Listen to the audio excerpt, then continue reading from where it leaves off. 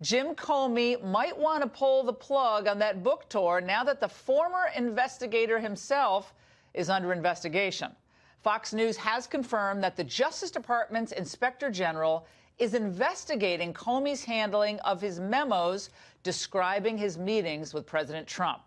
A source saying that the DOJ's watchdog is looking into whether the former FBI director leaked any classified information. Let's get into the details with attorney Tom Dupree, who served as Principal Deputy Assistant Attorney General in the George W. Bush administration, plus Republican Ron DeSantis, who joins us from Florida tonight, and Stephen Mulroy, a former federal prosecutor. Gentlemen, it's great to see all of you. Stephen, let's start with you here. Jim Comey, as former FBI director, perhaps thought that, look, I'm the FBI director. I can declare what's classified and declare what's not classified. And so if I shoot these memos over to a pal of mine at Columbia Law School, no big deal. He'll get them to the press, and it'll cause a big stir, and maybe my reputation will be bolstered. Maybe he'll even start a special counsel. But, you know, doesn't this mean that, Comey could be in hot water now with this new investigation? I'm not sure that's really the case, Laura. It's important to remember exactly what we know here. We won't know for sure until the Inspector General has concluded its investigation about what all the facts are for sure. But the Wall Street Journal has reported that there were only 2 memos that Comey gave to his friend that had any classified information. In one of them, he went through and redacted out the classified information, and the other one wasn't classified at the time. It was only classified later on. So it seems like his course of conduct here was fairly anodyne, fairly inoffensive. You can't very well blame him if the document wasn't classified until a later point in time. That kind of retroactive liability, I think he could argue, is unfair.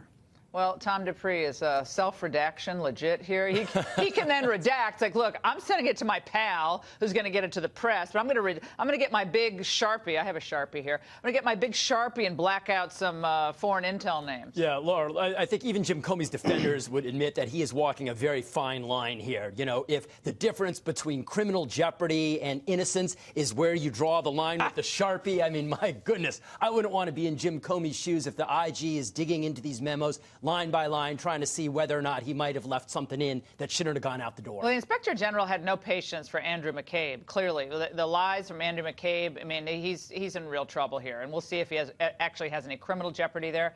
But Congressman DeSantis, let's remember what Jim Comey said back in June of last year when he was testifying on Capitol Hill about why he decided to transmit those memos to his friend. And I think we have the SOT. Let's watch. And my judgment was I needed to get that out into the public square. And so I asked a friend of mine to share the content of the memo with a reporter. Didn't do it myself for a variety of reasons, but I asked him to because I thought that might prompt the appointment of a special counsel. For a variety of reasons, Congressman. For a variety of reasons, he also self-redacted at least one of the 2 memos. Well, it's important to point out that that was malicious leaking of government documents. I asked Christopher Wray under oath, is it appropriate for FBI agents to leak their work product to the press? And he said absolutely not. I do think he's facing exposure because some of that stuff very well may have been classified. But at the end of the day, this is a guy who took those documents. He wanted to generate a special counsel. And it's interesting, you look at those memos, he actually writes down in the memos, I told the president I don't leak. The fact that he's writing that in the memo that he doesn't leak tells me he probably was a habitual leaker. Actually, you bring up a great point, Congressman, and Steve, will go to you on this. This is from the Comey memo. This is from January 6th, right after his first meeting at Trump Tower with the president. He said, and he wrote, I said I was eager to find leakers and would like to nail one to the door as a message. That's very dramatic. I said something about it being difficult, and he replied that we need to create a narrative that we were investigating him, of course, because we are not, and I worried such a thing would be misconstrued. But he kept, as Ron said, as Congressman DeSantis said, he went out of his way a number of times to say to the president, he claims in this memo to the file, that, well, I'm not a leaker. You know, you can trust Andrew McCabe. He's a stand-up guy, and I don't leak, and McCabe is in your corner. Memos to the file are written by people to do what? Steve? To do what? Well, I think probably to memorialize a conversation so that there can be no doubt later on, if it comes up, what exactly was said and what wasn't said. I think this course of conduct shows that Comey was a bit concerned about a potential obstruction of justice. He knew that there was a big controversy about it. He knew that it might become important later on to know exactly what was said and wasn't said. And so he wanted to contemporaneously document it so that there'd be no doubt. On January 6th, he was worried about obstruction of justice? Well, I think quite possibly. If you take a look at his whole course of conduct, I mean, he went out of his way to redact. If you think he is obstructing justice, and you're like sitting there and he's like, well, I'm looking forward to staying on with you, and I'm looking forward to, you know, he said, what are your plans? He's like, I enjoy my job. I'd like to stay on. So that's why Molly Hemingway today and others wrote that this whole thing smells like a big setup. The whole meeting, they're talking about the dossier to rattle Trump or try to rattle him with this, well, we don't know if it's true, but there's this thing, and it looks like they're saying this. Tom, your reaction? Yeah, you know, it is puzzling. I mean, you know, the administration is just getting started, and already the FBI director is, you know, memorializing for whatever his purposes were. Well, you don't memorialize to make yourself look bad. You memorialize yourself to make you look good in a meeting. Yeah. Sorry. Yeah, no, I think that's fair. I think that's fair. And look, this is exceedingly unusual. I mean, I can't imagine any other administration where a few days in you have someone feeling the need to create this sort of record. So there's unusual things going on here. Congressman DeSantis, there's a Comey point in these memos that talked about CNN. I want to read it. He says, I said media like CNN had them, the memos, and were looking for a news hook. I said it was important that we not give them the excuse to write that the FBI has the material, or that's redacted, and that we were keeping it very close hold. He said he couldn't believe they hadn't gone with it, and I said it was inflammatory stuff, and they would get killed for reporting straight up from source reports. And then, bingo, just a few days later, Congressman DeSantis, CNN runs with it, then it gets published elsewhere. This is why people were saying, again, the way this is written, this memo to the file, I said CNN would be crazy to put. I don't know, if you're writing the novel here, yeah, and there's a CNN headline, Intel chiefs presented Trump with claims Russian efforts to compromise him. I mean, well, where did they get that from? Where did they get that headline from? Well, just think about it. Jim Comey, this is a guy, he never memorialized any conversation with Barack Obama. He never did with Loretta Lynch, even though he now says Loretta Lynch was conflicted. It was only from day one with Donald Trump. So that meeting to me is very fishy because Jim Clapper, I, and most of my Republican colleagues believe is the one that actually leaked the existence of the meeting to CNN. But why would Comey have... Why do you think that? Based off the Intelligence Committee, what they were able to come up with, and they allude to it in their report. But that's just the inference I make. I think he was the guy. Now, here's the deal.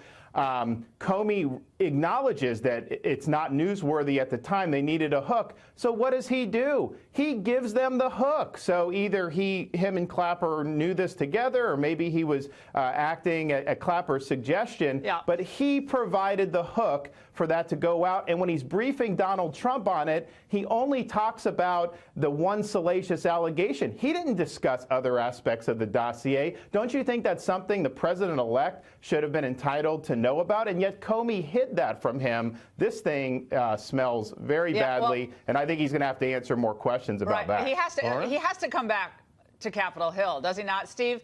I think the point that Congressman DeSantis is making is when you go out of your way to bring up the dossier and you bring only basically one of the most inflammatory elements of the dossier up, that's rocket fuel to someone like Trump. Like, what?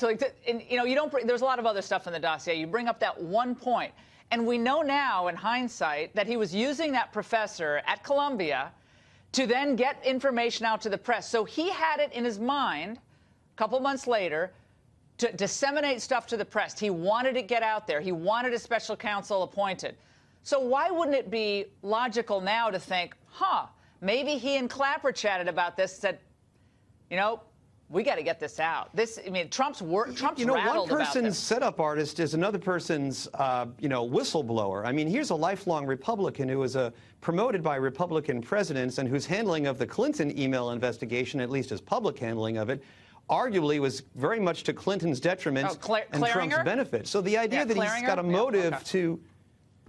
I'm not sure that he has got the motive to do this setup job that we're speculating Wait a second. about. Hillary Clinton got off scot-free in this email investigation. The Clinton Foundation investigation was totally scotched ultimately. So the idea that he helped Hillary, I never bought that argument. Hillary Clinton, if she were anyone else, would be in jail right now. She were anyone else would be in jail. What I'm suggesting is that a prosecutor would just simply announce we're not bringing charges. He wouldn't go on to say, but she was extremely reckless. And then a week before the election, when he brought it back up again, well, I'm not sure. I think you can make an argument that that pattern of conduct doesn't show a pro-Clinton bias. If anything, it shows that he was not pro-Clinton. All right, Tom, look, I see this as Comey has shown us that if he wants to get information to the press, he'll figure out a way to do it. Now, that was a couple months later. He hated Donald Trump. Today he said on an interview, or yesterday, oh, no, I don't hate him. I don't even dislike him. Oh, please. He walked into that Trump Tower meeting. Everything about Trump he despises. The way he dresses, the way he speaks. He probably doesn't think he's as educated as he is. He has utter disdain for Trump. He's a Bush Republican. I know you're a Bush Republican. He's a Bush Republican, but not like a lot of Bush Republicans I know. He's condescending, supercilious, and priggish, and he can't stand Trump because Trump's a different type of guy, and frankly, the kind of guy people vote for. Well, here's the thing. I mean, one of the many tragedies, I think, here, Laura, is that historically, the reason why the FBI has been held in such esteem by the American public is they have widely been viewed as a nonpartisan, independent law enforcement agency. And what Jim Comey is doing now, I think, undercuts that. Because what it is it's portraying a former FBI director as a partisan actor, as someone who has a political axe to grind. He's going on the talk shows. He's taking personal jabs at the president. And it may be very satisfying to him and to people who don't like the president, but for purposes of the American people's perception of the FBI, I think it disserves the institution, frankly.